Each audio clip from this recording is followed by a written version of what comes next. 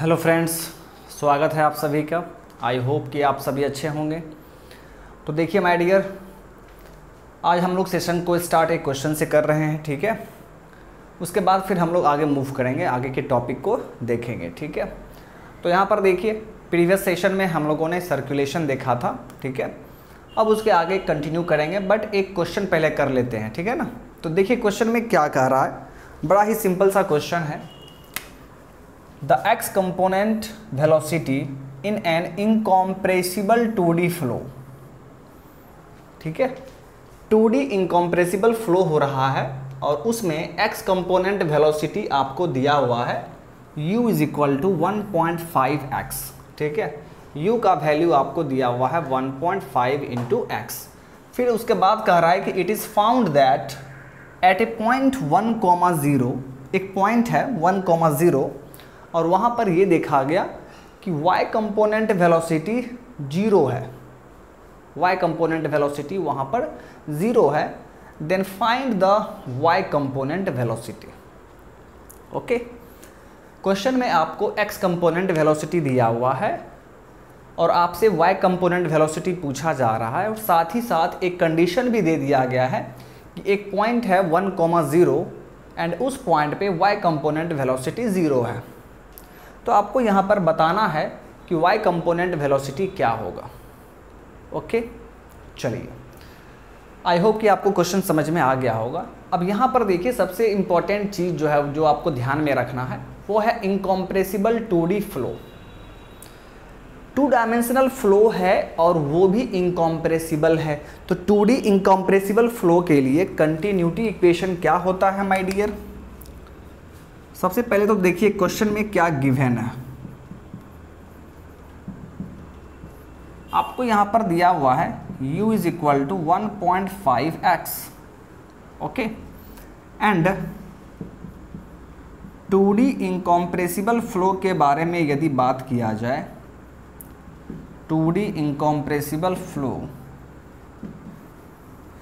तो ये आप जानते हैं कि continuity equation del u bye del x plus del v by del y is equal to 0 होता है, ठीक है। अब आप सोच रहे होंगे कि सर उसमें तो स्टेडी फ्लो भी होता है, बट यहाँ पर स्टेडी फ्लो तो लिखा हुआ है नहीं, तो आप कैसे लिख दे रहे हैं इक्वेशन?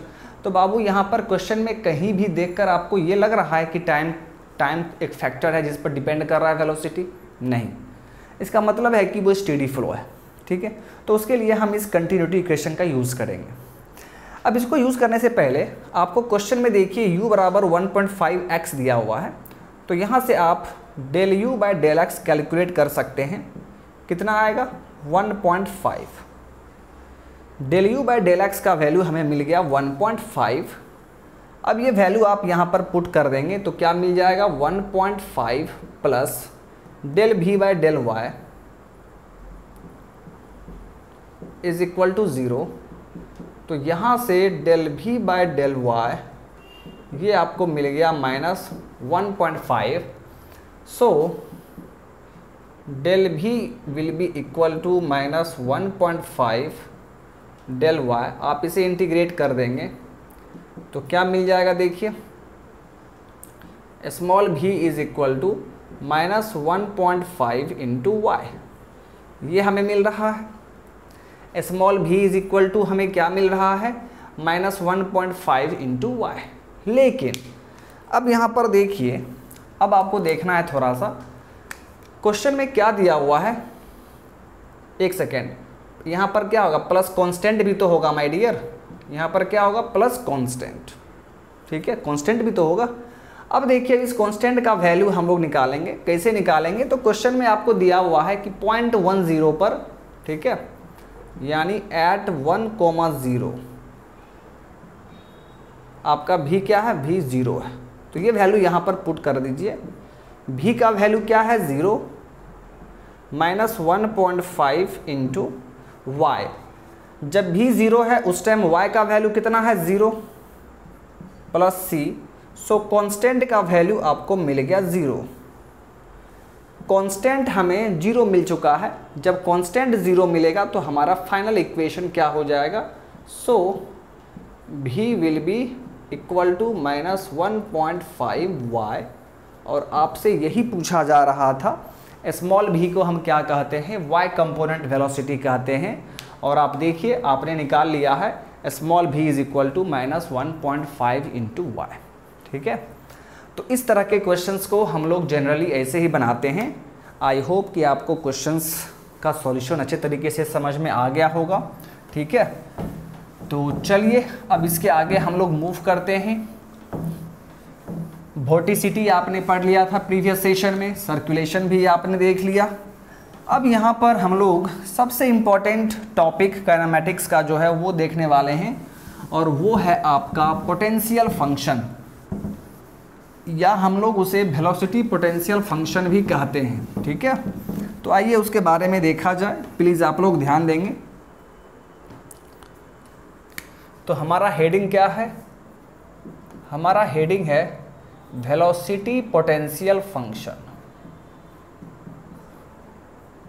वेलोसिटी पोटेंशियल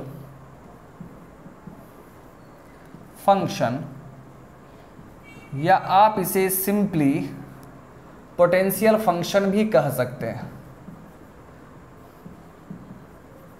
आप इसे सिंपली पोटेंशियल फंक्शन भी कह सकते हैं, और इसे हम फाई से डिनोट करते हैं, फाई। ठीक है, वेलोसिटी पोटेंशियल फंक्शन, या सिंपली आप उसे पोटेंशियल फंक्शन कहेंगे और उसे आप फाई से डिनोट करेंगे।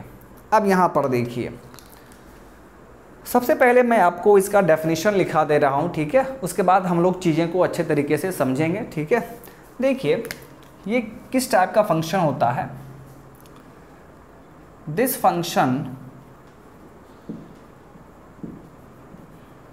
function is defined for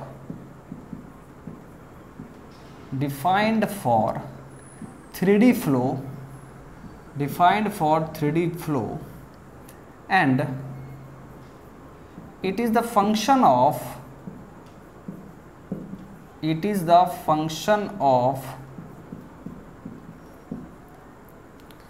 space and time. It is the function of space and time in such a way that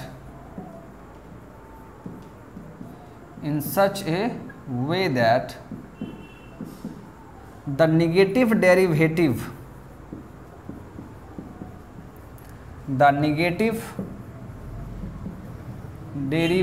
of this function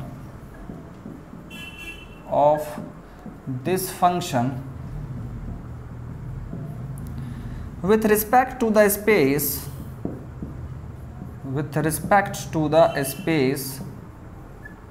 gives the velocity vector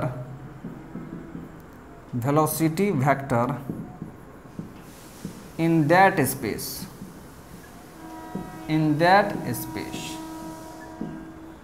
यही इसका definition है। तो पहले डेफिनेशन को आपको ध्यान से देखना है, फिर मैं आपको समझाऊंगा। क्या कह रहा है कि ये जो पोटेंशियल फंक्शन है ये 3D फ्लो के लिए वैलिड होता है। ठीक है, and it is the function of space and time.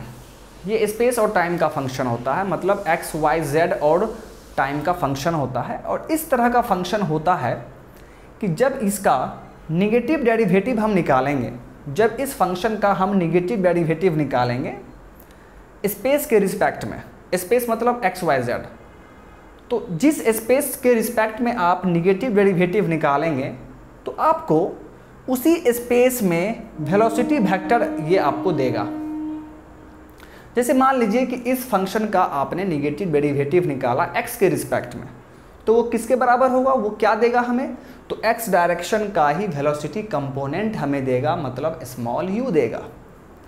अगर हम इस फंक्शन का निगेटिव डेरिवेटिव निकालते हैं z एक्सिस के रिस्पेक्ट में, तो हमें क्या देगा, तो हमें वो देगा z डायरेक्शन का जो वेलोसिटी कंपोनेंट होगा, दैट मीन्स स्मॉल w हमें मिल जाएगा।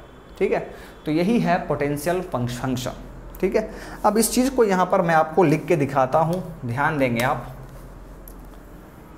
दैट इज यानी इस फंक्शन का जब हम निगेटिव डेरिवेटिव निकालेंगे x के रिस्पेक्ट में, ठीक है, तो ये किसका बराबर होगा, ये किसके बराबर हो जाएगा। तो अभी आप यहाँ पर देख रहे हैं कि जिस स्पेस के रिस्पेक्ट में आप निगेटिव डेरिवेटिव निकालते हैं वो आपको क्या देगा, उसी स्पेस का वेलोसिटी वेक्टर देगा, उसी स्पेस का वेलोसिटी वेक्टर। तो हम x के रिस्पेक्ट में निकाल रहे हैं, x के रिस्पेक्ट में हम इसका निगेटिव डेरिवेटिव निकाल रहे हैं, तो हमें ये x डायरेक्शन का ही वेलोसिटी हमें देगा, दैट मीन्स स्मॉल u होगा। फिर देखिए, फिर इस फंक्शन का यदि आप निगेटिव डेरिवेटिव निकालते हैं y के रिस्पेक्ट में, तो ये आपको क्या देगा, y डायरेक्शन का ही वेलोसिटी वेक्टर देगा।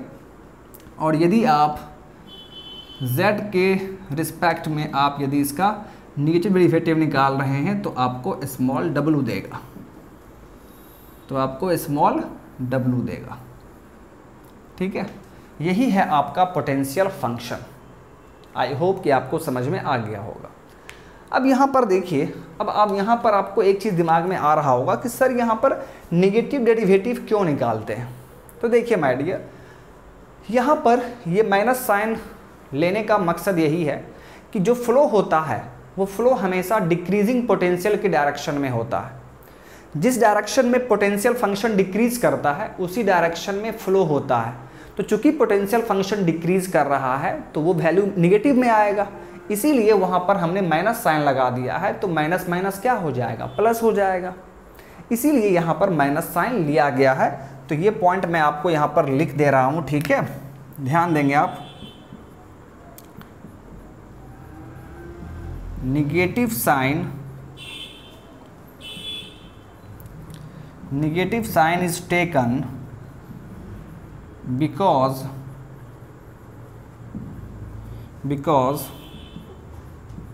flow is in the direction of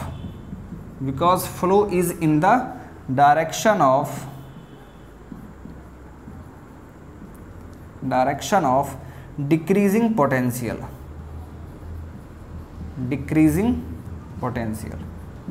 potential decrease करता है और उसी डायरेक्शन में आपका फ्लो हो रहा है, इसीलिए यहाँ पर माइनस साइन हमें लेना पड़ता है ताकि साइन हमारा लास्ट में क्या हो, पॉजिटिव आ जाए, प्लस में आ जाए, ठीक है।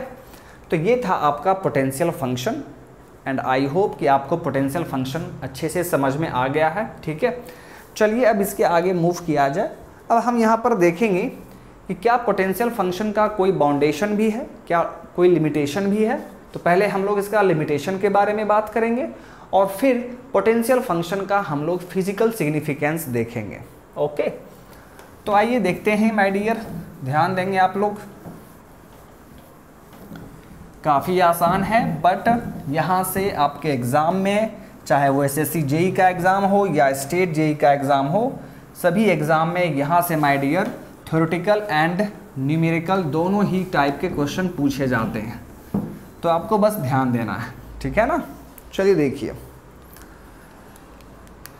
तो हम लोग अब बात करेंगे बाउंडेशन ऑन फाई। बाउंडेशन ऑन फाई, आइए देखते हैं कि फाई के ऊपर क्या बाउंडेशन है। तो सबसे पहले तो हम लोग यहाँ पर ये देखेंगे कि कंटिन्यूटी इक्वेशन सेटिस्फाइड है कि नहीं। फ्लो हो रहा है और पोटेंशियल फंक्शन जिस डायरेक्शन में डिक्रीज हो रहा है उसी डायरेक्शन में आपका फ्लो हो रहा है। तो सबसे पहले तो ये चेक करेंगे कि फ्लो हो रहा है, इसका मतलब कंटिन्यूटी सेटिस्फाई वहाँ होना चाहिए। तो आइए चेक करते हैं, कंटिन्यूटी इक्वेशन हम लोग चेक करेंगे। कंटिन्यूटी इक्वेशन, तो हम लोग 2D इनकॉम्प्रेसिबल फ्लो का कंटिन्यूटी इक्वेशन चेक करेंगे, that is del u by del x plus del v by del y. इसका वैल्यू क्या आना चाहिए, इसका वैल्यू 0 आना चाहिए, ये आप जानते हैं, ठीक है। तो चलिए इसका वैल्यूज निकालते हैं, देखते हैं 0 आता है कि नहीं। आइए देखिए, डेल बाय डेल एक्स और u का वैल्यू क्या है पोटेंशियल फंक्शन के टर्म में, minus del phi by del x. u को आप क्या लिखेंगे, minus del phi by del x, फिर plus del by del y, small v को आप क्या लिखेंगे, minus del phi by del y. अब यहाँ से देखिए ये क्या हो जाएगा, minus del square phi divide by del x square, फिर ये क्या हो जाएगा, minus del square phi divide by del y square. तो यहाँ से देखिए माय डियर, यहाँ से हमें क्या मिल रहा है, so del u by del x plus del v by del y, this is equal to minus del square phi divide by del x square.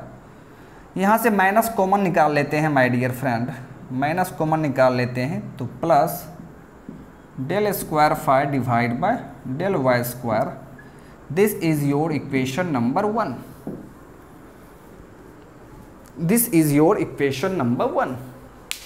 अब यहाँ से देखिए, मतलब del u by del x plus del v by del y का value हमें ये मिल रहा है, जीरो तो मिल नहीं रहा है। लेकिन यहाँ पर अब दो स्पेशल केस होगा।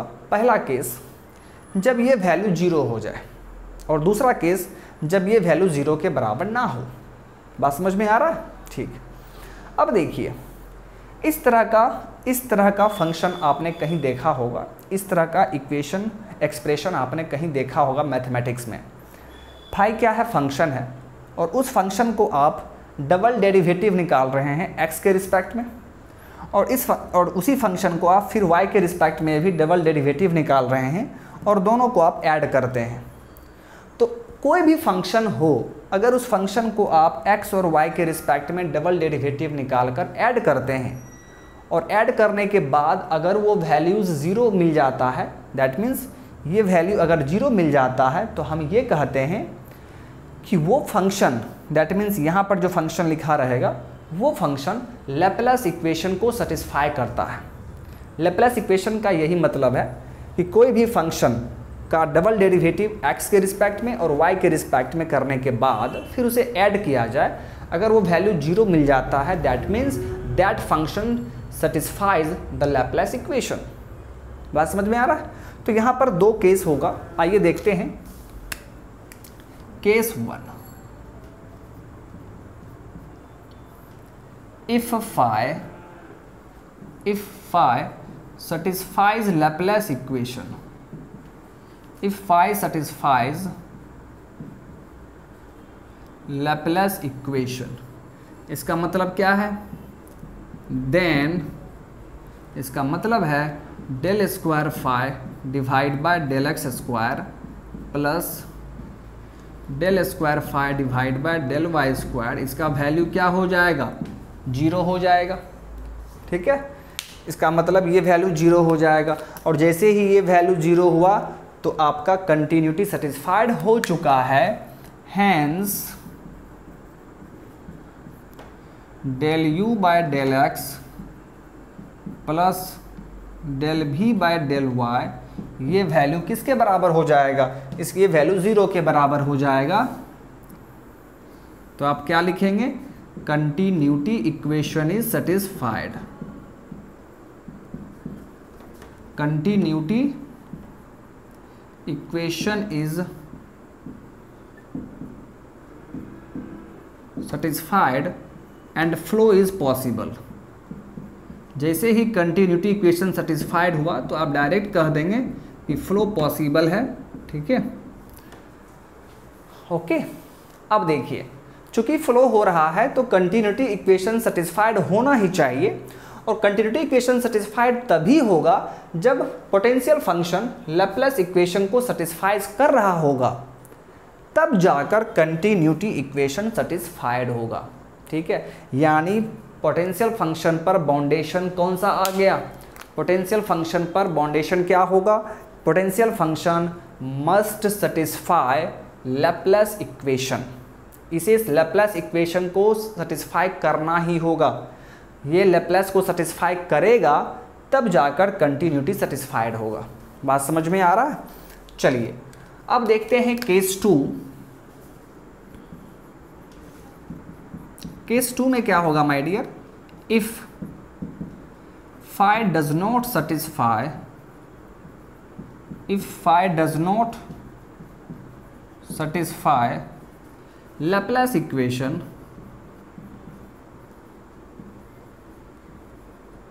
देन इसका क्या मतलब है, अगर लैप्लास को सेटिस्फाई नहीं कर रहा है then del square x phi by del x square plus del square phi divide by del y square, ये ज़ीरो के बराबर नहीं होगा। और जब ये जीरो के बराबर नहीं होगा दैट मीन्स ये टर्म भी जीरो के बराबर नहीं होगा, ठीक है। Hence del u by del x plus del v by del y not equal to zero, not equal to zero, ये वैल्यू ज़ीरो के बराबर नहीं होगा। और जैसे ही ये वैल्यू ज़ीरो के बराबर नहीं होता है तो आप क्या बोलेंगे कि कंटिन्यूटी इक्वेशन सेटिस्फाइड नहीं है। So continuity equation is not satisfied and hence flow is not possible, flow is not possible, और फ्लो क्या होगा, पॉसिबल नहीं होगा, ठीक है। तो इसका साफ मतलब है कि पोटेंशियल फंक्शन को कंटिन्यूटी इक्वेशन पोटेंशियल फंक्शन को लैप्लास इक्वेशन सेटिस्फाई करना ही पड़ेगा। Hence या so potential function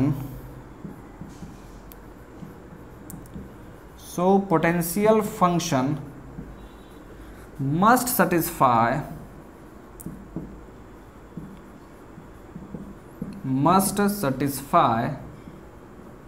Laplace equation so that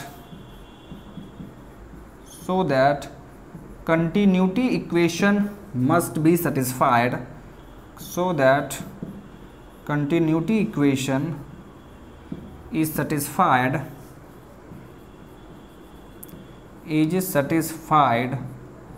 and flow will be possible,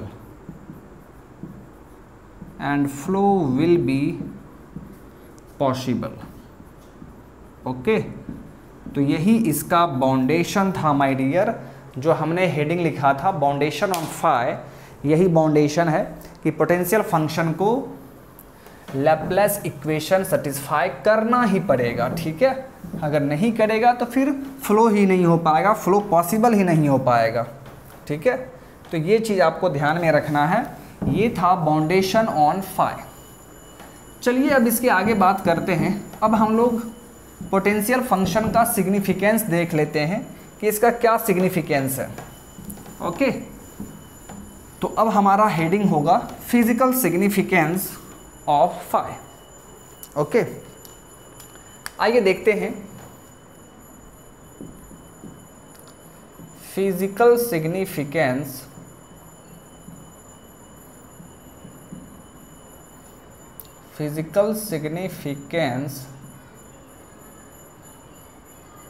of phi.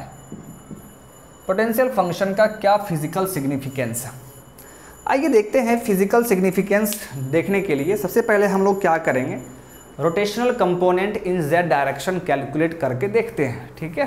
That means omega Z हम लोग कैलकुलेट कर देखना चाहते हैं। तो आइए करते हैं। इसका फॉर्मूला क्या होता है, half del v by del x minus del u divide by del y, यही होता है जी। आइए इसका वैल्यू कैलकुलेट कीजिए। Half del by del x और भी का वैल्यू क्या होता है, minus del phi divide by del y minus del by del y, और u का वैल्यू क्या होता है, minus del phi by del x.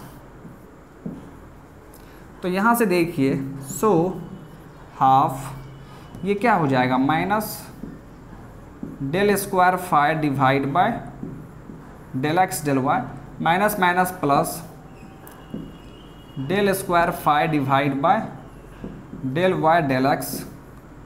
अब यहाँ से देखिए ये दोनों वैल्यूज़ क्या है, ये दोनों वैल्यूज़ सेम है, ये दोनों सेम ही है, ठीक है।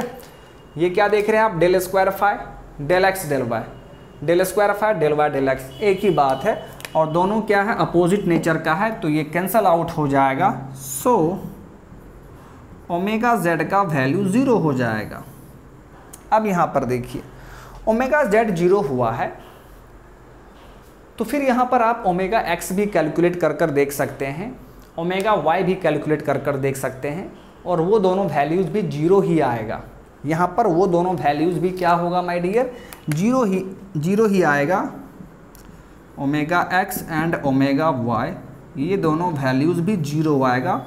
तो इसका क्या मतलब है, इसका मतलब है माय डियर फ्रेंड, जो फ्लो हो रहा है और जिस फ्लो में पोटेंशियल फंक्शन एग्जिस्ट कर रहा है, वो फ्लो किस टाइप का फ्लो होगा। उस फ्लो में तो देखिए ओमेगा का वैल्यू ही 0 आ रहा है, ठीक है, उस फ्लो में ओमेगा का वैल्यू ही 0 आ रहा है। दैट मीन्स पोटेंशियल फंक्शन सिर्फ कहाँ मिलेगा आपको, इरोटेशनल फ्लो में। रोटेशनल फ्लो में क्या वैल्यू मिलेगा इसका, नहीं। क्यों, क्योंकि देखिए फाई जब एग्जिस्ट करेगा, दैट मीन्स पोटेंशियल फंक्शन जहाँ पर एग्जिस्ट करेगा वहाँ पर रोटेशनल कंपोनेंट 0 हो चुका है। मतलब फ्लो किस टाइप का है, फ्लो है आपका इरोटेशनल फ्लो, यानी potential function only exist in irrotational flow. Rotational flow में पोटेंशियल फंक्शन आपको नहीं मिलेगा।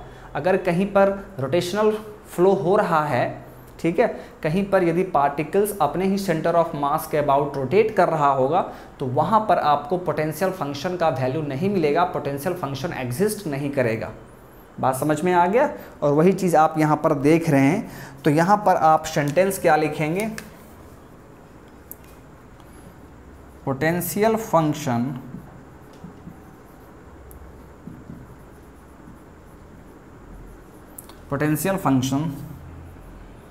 only exist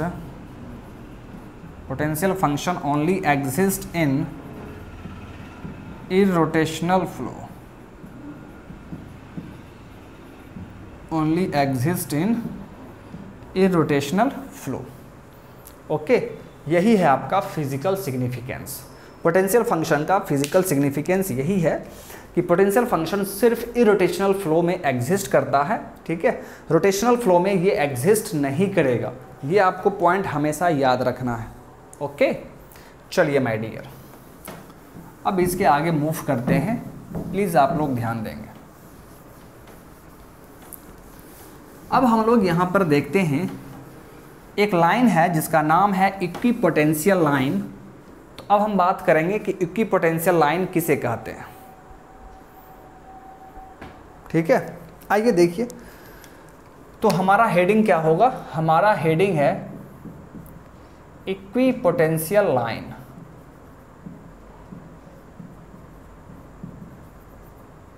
equipotential line. अब देखिए, तो सबसे पहले हम लोग ये समझने की कोशिश करते हैं कि इक्विपोटेंशियल लाइन का मतलब क्या होता है, ये है क्या चीज़। तो देखिए, इक्वी का मतलब क्या होता है, सेम। इक्वी का मतलब क्या होता है, सेम। और पोटेंशियल का मतलब पोटेंशियल फंक्शन, यानी ऐसा लाइन जिसके हर एक पॉइंट का पोटेंशियल फंक्शन सेम हो, उस लाइन को हम इक्विपोटेंशियल लाइन कहते हैं। या आप इसे ऐसे भी कह सकते हैं, जैसे मान लीजिए फ्लो हो रहा है, तो फ्लो में कुछ पॉइंट्स आप देख रहे हैं, कुछ पॉइंट्स आप ऐसा देख रहे हैं जिसका पोटेंशियल फंक्शन सेम है, ठीक है। यानी इसका भी पोटेंशियल फंक्शन फाई है, इसका भी फाई, इसका भी फाई, इसका भी फाई, सभी पॉइंट का पोटेंशियल फंक्शन क्या है जी, सेम है। तो इन सभी पॉइंट को जब आप एक लाइन से मिला देंगे, ठीक है, तो उस लाइन को हम क्या कहेंगे, उस लाइन को हम लोग इक्विपोटेंशियल लाइन कहेंगे। So this line is called equipotential line. बात समझ में आया। तो इसका डेफिनेशन क्या होगा my dear, it is a line joining all the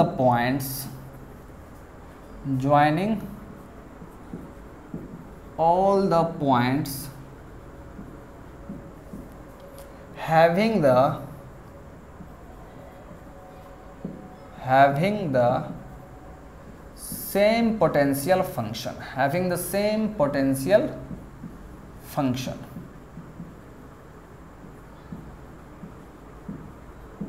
बात समझ में आ रहा है? तो उस लाइन को हम क्या कहेंगे? इक्विपोटेंशियल लाइन कहेंगे। बड़ा ही सिंपल सा चीज़ है, ठीक है।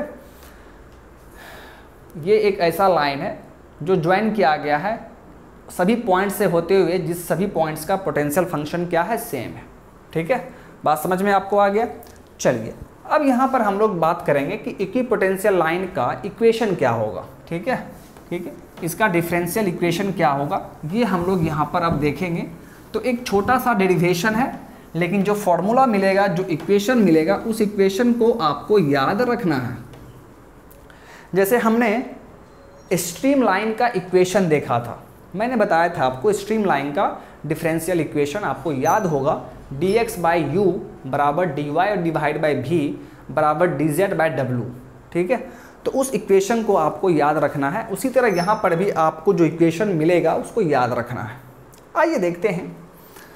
तो सबसे पहले आप ध्यान देंगे,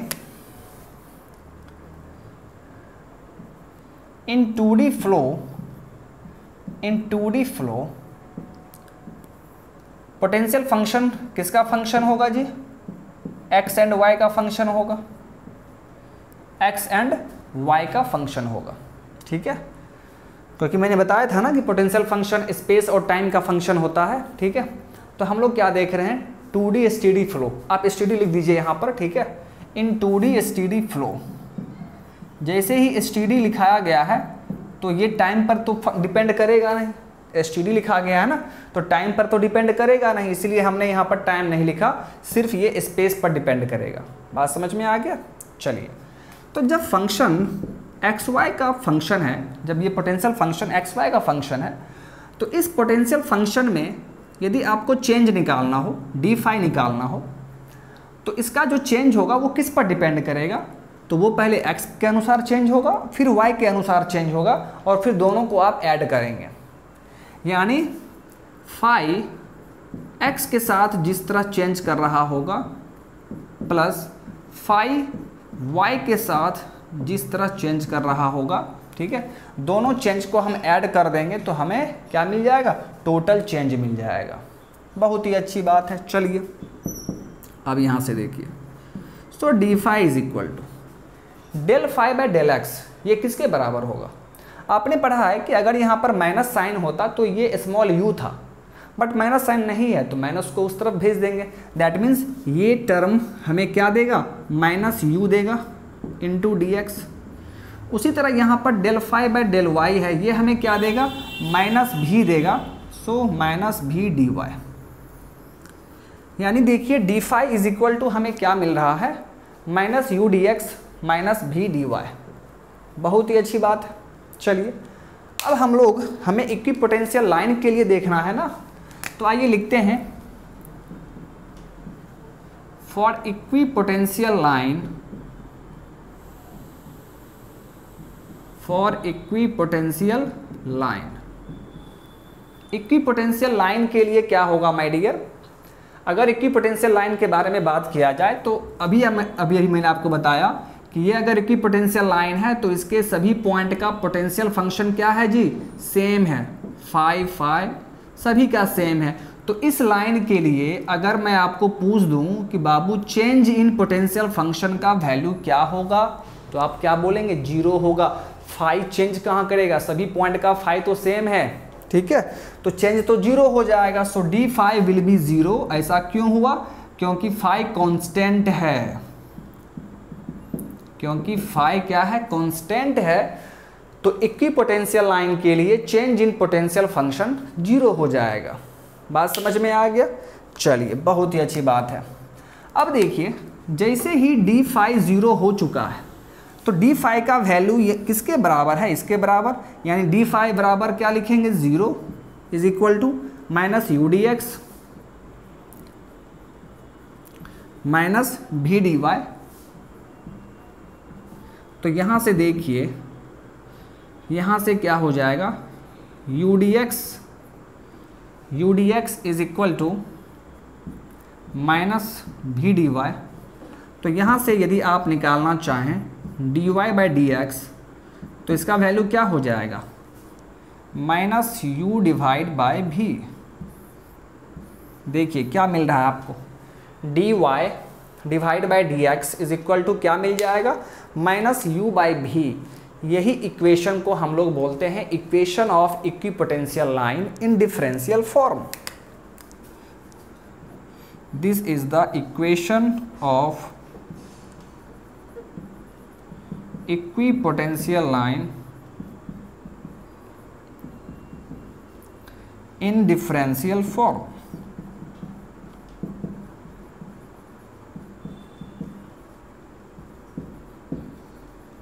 बात समझ में आ गया। तो यही था आपका इक्विपोटेंशियल लाइन, और इस लाइन का आप इक्वेशन देख पा रहे हैं dy/dx is equal to -u/v। ये आपको याद रखना है क्योंकि आपको यहाँ से न्यूमेरिकल भी पूछ सकता है, और कितनी बार तो जस्ट ये इक्वेशन पूछा गया है एग्जाम में, ठीक है। और फिर थ्योरेटिकल क्वेश्चन भी यहाँ से अराइज होगा, आपसे पूछा जाएगा कि इक्विपोटेंशियल लाइन किसे कहा जाता है। बात समझ में आ रहा है। तो चलिए माय डियर, इक्विपोटेंशियल लाइन में हमें पोटेंशियल फंक्शन में हमें जितना भी पढ़ना था वो हमने पढ़ लिया है, ठीक है। तो आज के इस सेशन को हम लोग यहीं पर स्टॉप करते हैं। नेक्स्ट सेशन में हम लोग स्ट्रीम फंक्शन के बारे में बात करेंगे। पोटेंशियल फंक्शन हो चुका है, नेक्स्ट लेक्चर में हम लोग स्ट्रीम फंक्शन के बारे में बात करेंगे। तो चलिए आज का सेशन हम लोग यहीं पर स्टॉप करते हैं, मिलते हैं फिर नेक्स्ट सेशन में।